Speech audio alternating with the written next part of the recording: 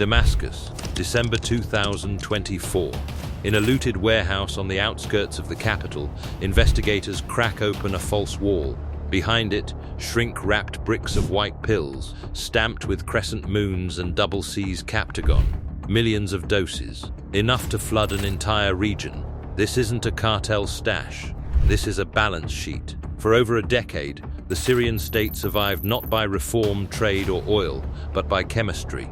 While sanctions strangled the economy and oil fields slipped out of government hands, a new export quietly replaced them. Not wheat, not phosphates, amphetamines. This is the story of how a modern state turned into a narco-economy, and how Maher al-Assad, commander of Syria's most feared unit, became the enforcer of a shadow empire built on pills. The Syrian war didn't just destroy cities, it quietly erased the state's ability to earn money. By 2012, the Syrian government was bleeding revenue from every direction. Its eastern oil fields, once a critical source of income, were no longer under state control. They had fallen into the hands of Kurdish forces, backed by the United States. Tourism, which once brought in billions of dollars a year, vanished almost overnight as violence spread and borders closed. At the same time, international sanctions froze Syria's foreign currency reserves, cutting the regime off from global banking and trade. The result was simple and brutal. The state was broke, but the war didn't slow down. It became more expensive. Soldiers still expected salaries. Militias still needed weapons, fuel, and supplies. Loyal commanders and power brokers still needed to be rewarded to keep them loyal. Yet the traditional tools of state finance, oil exports, tourism revenue, access to banks were gone. What remained was control over territory, the ability to instill fear, and the logistics of moving goods across borders and checkpoints. That financial vacuum demanded a substitute economy, something portable, profitable, and invisible to sanctions, something that could operate outside banks, outside trade law, and outside diplomacy. Drugs fit perfectly. Captagon wasn't new. The amphetamine-based stimulant had circulated across the Middle East for decades, mostly as a recreational drug used for long nights, long drives, and long workdays. What changed wasn't the substance, it was the scale. Syria didn't simply traffic Captagon, it industrialized it. As the formal economy collapsed, Captagon offered something rare in a sanctioned state: reliability. The drug was cheap to produce, relying on precursor chemicals that were relatively easy to source or smuggle. Pill pressing required minimal infrastructure, no refineries, no pipelines, no ports. A small warehouse and a few machines were enough to begin production. Even more important was demand. Across the Gulf, Captagon consumption had already surged, creating a massive and lucrative market just across Syria's borders. The pills were small, lightweight, and easy to conceal, making them ideal for smuggling through checkpoints, ports, and shipping containers. A single kilo of Captagon pills could be worth more than a barrel of oil, and unlike oil, it didn't need pipelines, tankers, or international buyers. Captagon wasn't just a drug, it was portable sovereignty.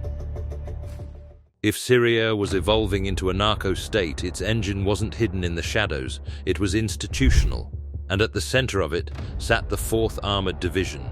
This wasn't a normal military unit designed for frontline combat. The 4th Division functioned as the regime's Praetorian Guard, an elite force built not just to fight enemies, but to protect power itself. It was commanded by Major General Maher al-Assad, the brother of Syrian President Bashar al-Assad, which placed it in a category no other unit could touch. The 4th Division controlled the arteries of the country, key highways, border crossings, ports, the checkpoints surrounding Damascus itself. In a country shattered by war, that control mattered more than territory on a map. Because in Syria, control of movement equals control of money. Nothing large moved fuel, food, weapons, or pills without passing through 4th Division hands. This is where the line between state and business dissolved. Captagon factories didn't hide from the 4th Division. They didn't need to. They operated because of it. Protection wasn't informal, it was structural. Routes were secured. Cargo was waved through checkpoints. Interference from rival militias or customs officials simply didn't happen. The 4th Division didn't need to manufacture drugs itself to dominate the trade. It only needed to control logistics. In wartime Syria, logistics were everything.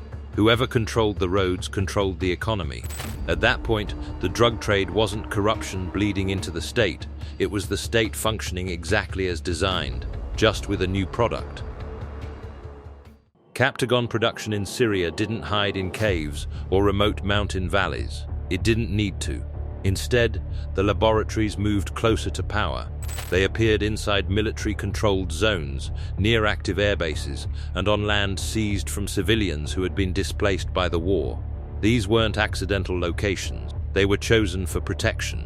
As the conflict dragged on, witness accounts and drug seizures began to reveal how openly the system operated. Pill-pressing machines were imported through regime-controlled ports. Precursor chemicals were transported in military trucks, the same vehicles used for troops and weapons. Production sites weren't guarded by private criminals or local gangs, but by uniformed soldiers standing watch. This wasn't a case of rogue officers looking the other way. It was coordination. Access to secure land, protected transport routes, and armed security meant production could scale without fear of interference. No police raids, no customs inspections, no rival groups muscling in. The same structures built for war were quietly repurposed for manufacturing narcotics. That's why this wasn't corruption on the margins of the state. It was vertical integration. The same military units that once crushed protests now protected pill presses. The same checkpoints that stopped civilians ensured chemicals arrived on time. Violence wasn't separate from the business model, it enforced it. In wartime Syria, force didn't just enable production. Force was the guarantee that production would continue. Once Captagon pills were pressed, they didn't move like contraband. They moved like an official export. Organized, repeatable, and routed through infrastructure normally reserved for legitimate trade. One major artery ran through the port of Latakia, feeding directly into Mediterranean shipping lanes. From there, containers blended into global commerce, indistinguishable from ordinary cargo. Another route ran south through Syria into Jordan and onward to the wealthy markets of the Gulf states. A third path moved through Lebanon, where maritime containers were routinely labeled as machinery, food, or fruit. These weren't improvised runs by desperate smugglers. They were logistics chains. Shipments crossed multiple borders, passed through ports, and entered international waters without disruption. That level of consistency required paperwork, timing, and protection at every step. Authorities eventually caught some of it. Massive seizures in Saudi Arabia, Jordan, Italy, and Greece revealed shipments worth billions of dollars. Not millions, billions. Enough to rival Syria's remaining legal exports combined. At that scale, survival isn't luck. No independent smuggler survives repeated billion-dollar shipments without state cover, access to ports, borders, and immunity from interference. This wasn't smuggling. It was foreign policy by other means. In a world that had cut Syria off from diplomacy and trade, Captagon became leverage, crossing borders when ambassadors could not, generating influence where sanctions tried to impose silence. Maher al-Assad was never meant to be the public face of the regime. He didn't give speeches or shape narratives. He functioned as something far more durable, the regime's muscle memory. He was known for extreme brutality, for maintaining personal command over Syria's most elite units, and for an absolute, zero-tolerance approach to disloyalty. In a system built on fear, Maher wasn't an administrator. He was the guarantor that fear still worked. His role wasn't to design economic policy or manage spreadsheets. Others could handle accounting. His job was compliance, to ensure that when orders were given, they were followed, immediately and without negotiation. Factories functioned not because contracts were signed, but because refusal carried consequences. Routes stayed open because checkpoints belonged to his division. Profits flowed upward because nothing of value moved through Syria without 4th Division approval. Every shipment, every corridor, every protected road ultimately traced back to his authority. That's how the system held together, not through ideology and not through persuasion, but through certainty. Everyone involved understood the rules. Participation was rewarded. Resistance was erased. In narco-states, ideology fades. What remains is control. Maher al-Assad wasn't the architect of the drug economy. But he was the reason it worked. When the state could no longer rely on money, legitimacy, or law, it relied on him. And under that logic, enforcement wasn't a function of the business. It was the foundation. By the late 2010s, Captagon was no longer a side operation or an emergency workaround. It had become central. By value, it emerged as Syria's top export, outpacing anything the sanctioned, war-ravaged economy could legally produce. Inside regime-held areas of Syria, something unusual began to happen. While the country remained internationally isolated and under crushing sanction, parts of the state stabilized financially. Salaries were paid, security services continued to operate. Loyalist power networks didn't just survive, they adapted. At the same time, loyalist elites accumulated wealth offshore, insulating themselves from the collapse at home. This wasn't random enrichment, it was the financial reward for maintaining the system. Captagon revenues filled the gap left by frozen reserves, lost oil fields, and vanished trade. The Captagon trade didn't replace the state, it became the state. Every pill moving across a border helped fund soldier salaries, keeping units loyal and deployed. It sustained intelligence networks that monitored dissent and suppressed opposition, and it reinforced patronage systems that rewarded cooperation and punished defection. In a war economy, that balance mattered more than legitimacy or growth. This wasn't criminal chaos spilling out of control. It was organized, deliberate, and structured. Captagon functioned as fiscal policy under siege, a way to convert territory, logistics, and coercion into revenue when every legal option had been cut off. Sanctions were designed to starve the regime of resources. Captagon ensured it never truly starved. What emerged wasn't a failed state overtaken by criminals. It was a state that redefined survival and funded it, one pill at a time. Every hidden economy depends on one thing above all else: control. And when regime control fractured, the secret economy didn't disappear, it surfaced. As front lines shifted and insiders fled, the structures that once kept everything sealed began to crack. Abandoned warehouses were discovered, still stacked with pills and chemical residue. Ledgers never meant to be seen were left behind, exposing quantities, routes, and payments. Entire laboratories stood empty, marked not by criminal graffiti, but by military insignia and equipment. What years of sanctions couldn't fully reveal, collapse did. Sanctions can freeze accounts and restrict trade, but they can't force doors open. They can't make people run. When authority retreats in a hurry, paperwork gets abandoned, guards vanish, and secrets lose their protection. That's when the illusion shattered.